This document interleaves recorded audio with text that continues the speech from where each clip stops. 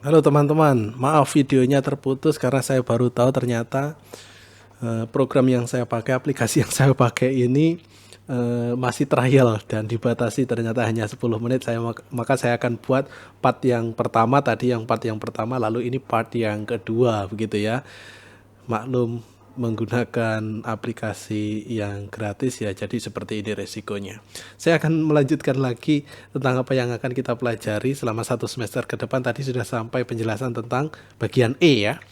Bagian E yakni dunia perjanjian lama. Kita akan menyoroti tentang keadaan geografisnya dan sejarahnya dalam dunia perjanjian lama.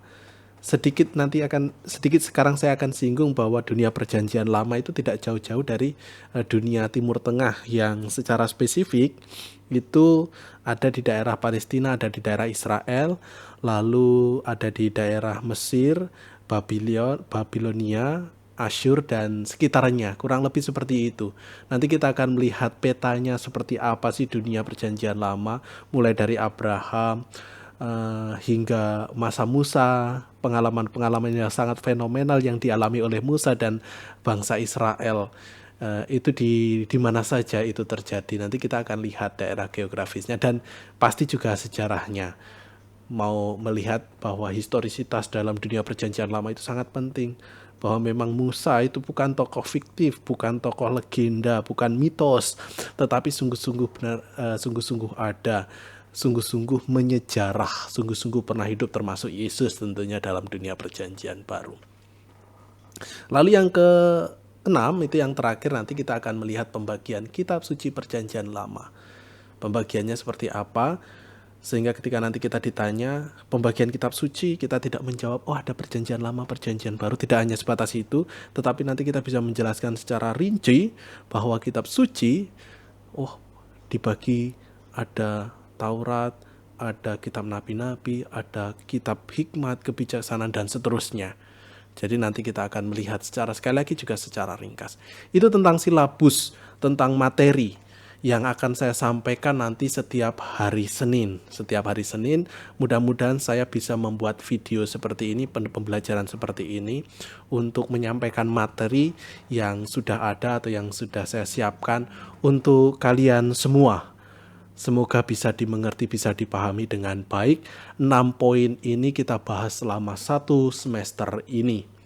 Nah, itu tentang silabus. Nanti yang kalian tunggu-tunggu saat ini adalah tugas. Ini pasti kalian sangat tunggu-tunggu.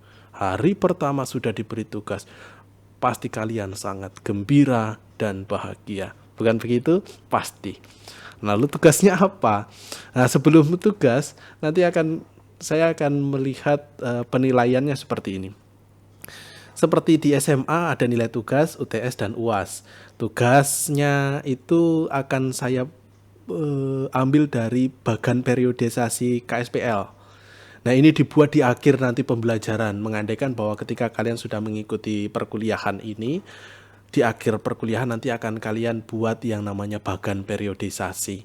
Mulai dari Abraham, mulai dari kejadian dan seterusnya, nanti seperti apa yang terjadi itu, dan seperti apa bentuk bagan itu, saya nanti akan berikan contohnya yang sudah dibuat oleh kakak kelas kalian. Kakak kelas kalian sudah membuat tugas ini, sehingga kalian bisa mengeksplor dengan alat yang canggih, dengan laptop, dengan Android dan seterusnya.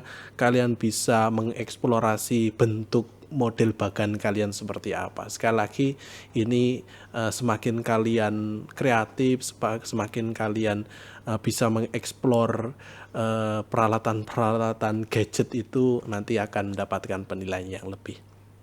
Ini nilai tugas ya. Nilai UTS itu tugas juga sebenarnya, tugas dan presentasi. Jadi kalian diminta nanti untuk membuat paper, makalah kecil saja, yang di dalamnya itu ada 3 poin yang perlu kalian sampaikan.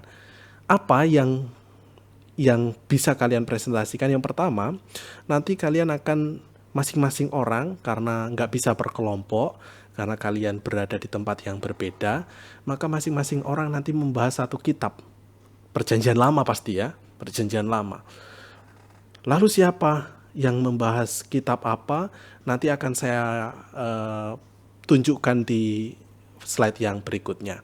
Lalu nilai UAS nanti saya akan ambil dari materi perkuliahan dan presentasi, menguji apakah kalian memahami materi ini dengan baik. Nah, bentuk atau metodenya seperti apa, kita lihat sistemnya lah seperti apa nanti, karena kita nggak bisa tatap muka, jadi mungkin bentuk ujian akhir semesternya juga sangat berbeda dengan kuliah tatap muka. Ini tentang penilaiannya. Yang sekarang mau kita gali adalah metode presentasinya. Seperti ini ya.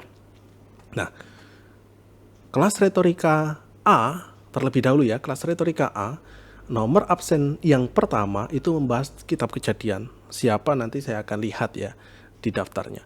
Lalu yang kedua, nomor absen yang kedua membahas Keluaran, terus urut sampai selesai. Nggak tahu nanti kalian misalnya 25 orang di kelas retorika A, saya nggak tahu sampai kitab apa.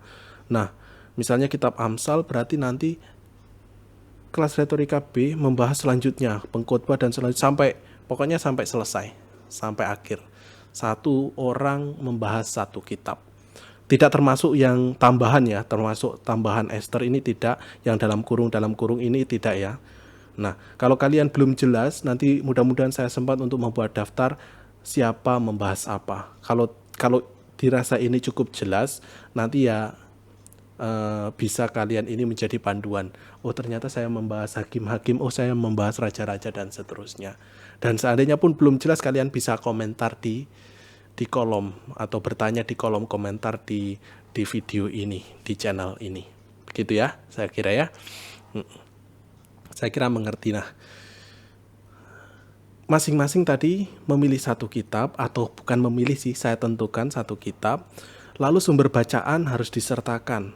Dan saya minta dan berharap kalian ada sumber buku, bukan sumber internet ya, sehingga terhindar dari copy paste dari internet ini. Nah, bukunya apa saja? Saya rekomendasikan 3 ini, 1, 2, 3.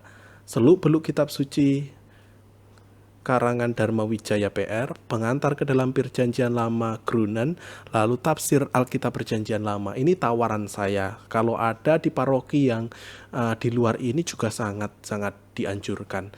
Nah, kalau kalian mungkin kebingungan apakah ada di paroki atau tidak, kalian bertanya saja, siapa tahu Romo yang ada di situ punya salah satu dari buku ini, atau punya buku yang lain yang bercerita tentang kitab-kitab dalam dunia Perjanjian Lama.